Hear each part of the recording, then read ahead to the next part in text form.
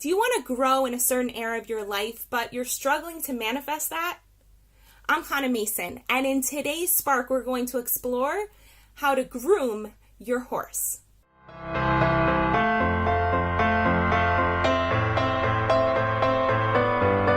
So we had this beautiful experience this winter in Ecuador. We were there for 5 weeks, and there was one day that we went hiking up a volcano called Cotopaxi.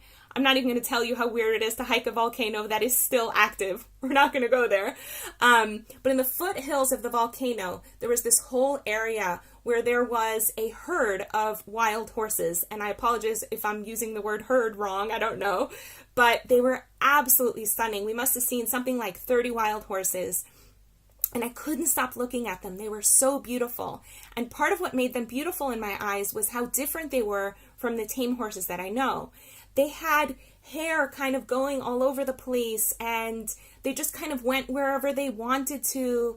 And it was beautiful against the backdrop and the cold and the wind. Just seeing these horses was really quite stunning. But as I pondered over what differentiates them from the tame horses that I know, it stood out for me this one quality.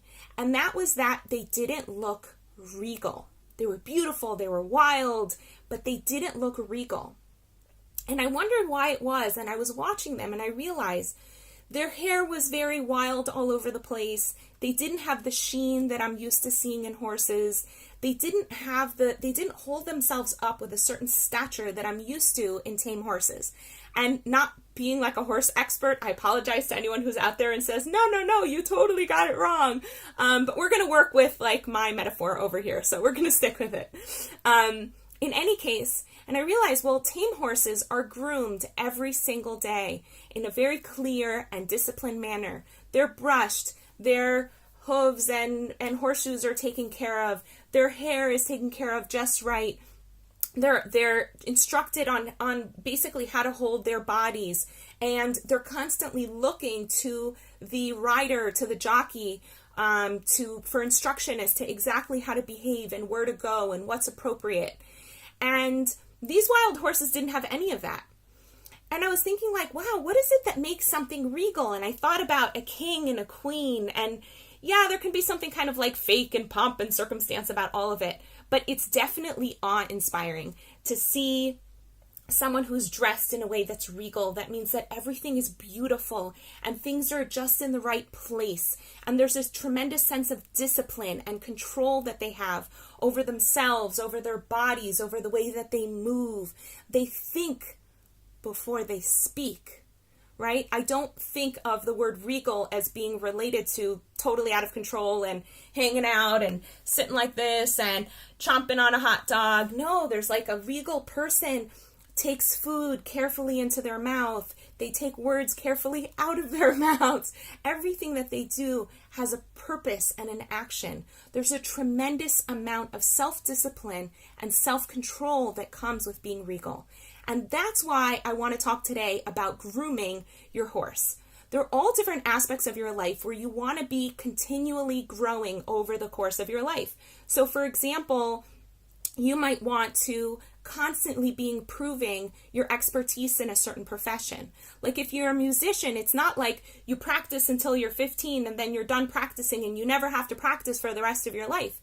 Any great musician will tell you they have to practice every single day. They have to groom themselves. They have to groom themselves as musicians.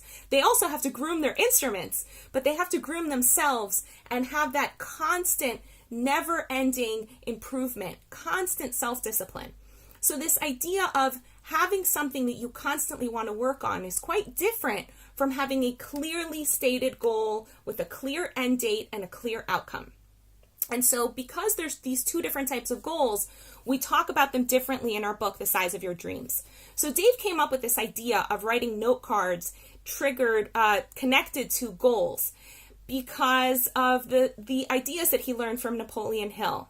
And he felt like, wow, a note card is a really clear place where I can write a goal, write my action steps for manifesting that goal, read it multiple times a day, and literally brainwash myself to make that happen. Brainwash my horse, right? The body part of me, the animal part of me, to make that goal a reality. So in this book, there's a character whose name is Darnell. And Darnell is really fat. And he's really sick of being really fat. He literally says that. And he realizes that his obesity is going to lead to all sorts of negative health outcomes, in addition to just the sluggish tiredness he experiences right now. And so he makes an outcome card for himself and sets the goal of a certain weight that he wants to hit, and has a whole bunch of action steps of what he's going to do to achieve that goal. And if you want to learn about his action steps, read the book. In any case, at a certain point in the book, he hits a juncture where he realizes that going for weight, a specific weight, although motivating at the beginning, just didn't cut it for him. It just wasn't so meaningful for him.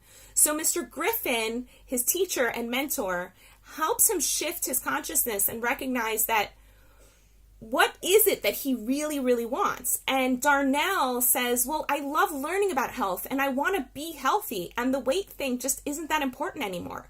So he says, so what you're looking for is continual growth. Health is an area that you don't just say, I'm going to work on my health until I'm 20, and then for the rest of my life I can eat cheeseburgers. It doesn't work that way, right? Our whole lives we need to be working on our cardiovascular exercise, working on our mental health, working on our eating, working on our sleeping. Like, that's something we do all the time. So Darnell writes a new kind of card. This is a continual growth card.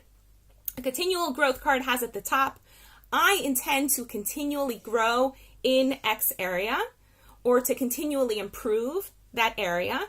And then under that, we have very clear action steps that are measurable and possibly have a date or a time for completion.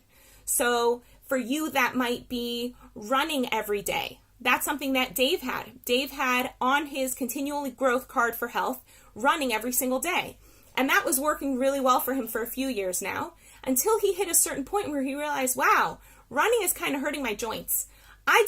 And so he's like, okay, I'm going to shift. And rather than running outside, I'm going to go to the gym and use an elliptical. So he changed that action item, but it still served his greater goal of continually growing. So he's grooming that part of himself. He's grooming his health, but it always requires self-discipline and self-control.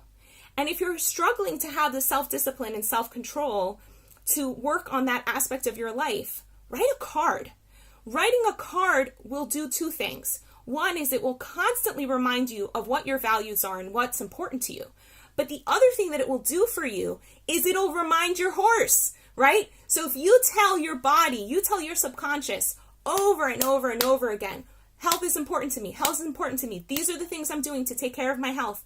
Even if you don't do them and all you do is read the card multiple times a day, eventually your body's like, hey, I want to get up and go to the gym, because it feels like that's what it's supposed to do. It's just a programmed horse. Program it towards what you want instead of programming it towards comfort and pleasure. It's really that simple. Now, the challenge that some people have is that they're not exactly sure what it is that they want to work on in their lives. What do you continually want to grow in? And that's where coaching can be really beneficial. A coach has an outside perspective who can look at you and who can hear you out and who can ask key questions to help you clarify what are your values, what's important to you, and what do you need to do to manifest and make that happen. And those are skills that I've really honed in. As Dita Eddickson told me the other day, you just cut through the BS and tell it like it is. And I help you cut through your BS and cut through the clutter and just really simplify things and get you writing cards for yourself based on goals that are important to you, and giving you accountability for manifesting all of that.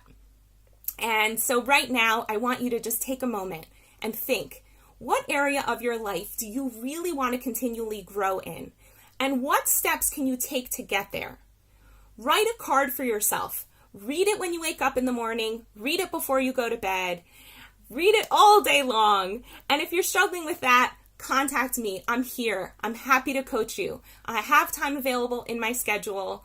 And as I always say, my coaching is, as always, 100% cash back guaranteed, because I want to make sure you experience fantastic results.